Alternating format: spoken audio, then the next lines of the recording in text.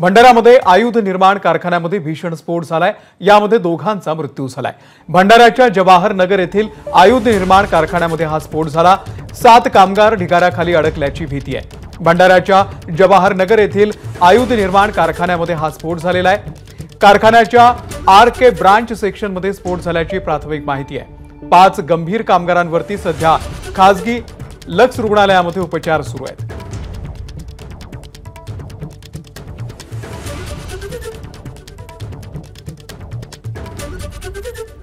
तर मोठी बातमी,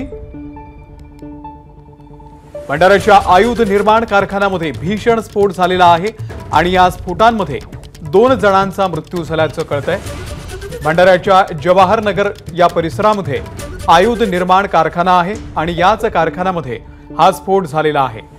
7 कामगार सध्या ढिगाऱ्याच्या खाली अडकल्याची माहिती मिळतेय। भंडाऱ्याच्या जवाहर नगर येथील आयुध निर्माण कारखान्यामध्ये हा स्फोट झालाय। कारखान्याच्या RK ब्रांच सेक्शन मध्ये हा स्फोट झाल्याची प्राथमिक माहिती मिळते। आपण त्या ठिकाणी धुराचे लोट बघतोय। मोठ्या प्रमाणावरती त्या ठिकाणी आग सुद्धा लागलेली आहे आणि या संदर्भामध्ये अधिक माहिती घेऊयात। भंडाऱ्याचे पोलीस अधीक्षक हसन सर सध्या आपल्या सोबत आहेत। सर, तुमच्याकडे या स्फोटासंदर्भात नेमकी काय माहिती आहे? आज सकाळी 11च्या सुमारास एक ऑर्डिनन्स फॅक्टरी जवाहरनगर मध्ये एक इंडस्ट्रियल ब्लास्ट झालेला आहे। याच्यामध्ये लो टेम्परेचर प्लास्टिक एक्सप्लोसिव्ह हा निर्माण होते। सुमारास 13 ते 14 वर्कर याच्यामध्ये काम करत होते। आतापर्यंत 7 वर्करला बाहेर काढले, ज्याच्यापैकी एक ब्रॉड डेड आहे, 6 वर उपचार चालू आहे आणि 6 ते 7 मध्ये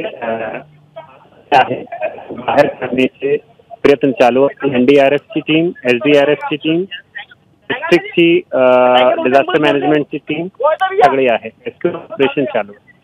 निश्चित। सर, नेमकं कारण काय होतं, काही कळलंय या स्फोटांचं? कारण बद्दल आम्हाला माहिती नाही, परंतु प्राइमा फेसी इंडस्ट्रियल एक्सप्लोजन दिसते।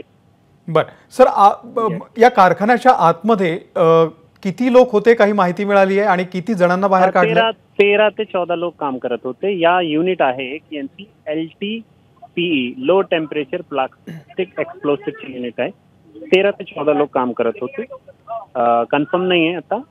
7 लोक काढले, एक माणसाची डेथ झालेली आहे आणि बाकी लोकांना बाहेर काढण्याचा प्रयत्न चालू आहे। कलेक्टर साहेब आणि पूर्ण डिस्ट्रिक्ट ऍडमिनिस्ट्रेशन, NDRF आणि सगळे येथे आहे। सर, असं कळतं की 5 जण जे गंभीर आहेत त्यांच्यावरती रुग्णालयामध्ये उपचार सुरू आहेत। त्यांच्या प्रकृतीविषयी काही कळलंय? आता उपचार चालू आहे। आम्ही स्पॉटवर आहे, त्याबद्दल आम्ही सांगू शकत नाही। हॉस्पिटल। निश्चित। सर, आपण सविस्तर या संदर्भात माहिती दिली त्याबद्दल आपले आभार। तर नुरुल हसन होते, भंडारा पोलीस अधीक्षक। त्यांनी या स्फोटांसंदर्भात आपल्याला माहिती दिलेली आहे। आतमध्ये काही लोक असतील तर त्यांना बाहेर काढण्याचं काम सध्या सुरू असल्याचं त्यांनी सांगितलेलं आहे आणि जे जखमी आहेत त्यांच्यावर सुद्धा खासगी रुग्णालयामध्ये सध्या उपचार सुरू असल्याची माहिती सध्या आपल्याला पोलीस अधीक्षकांनी दिलेली आहे।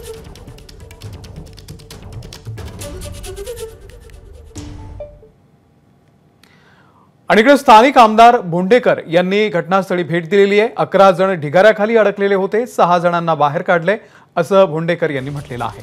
6 ते 7 जण अजूनही ढिगाऱ्याखाली असल्याची माहिती मिळते आहे।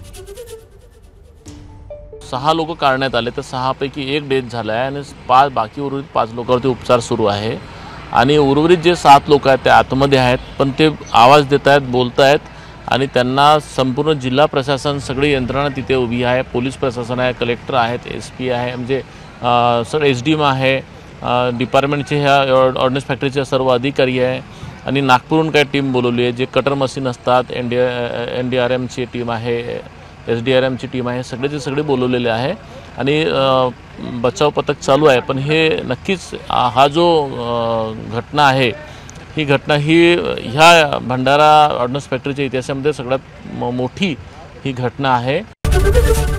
ABP माझा, उघडा डोळे बघा नीट।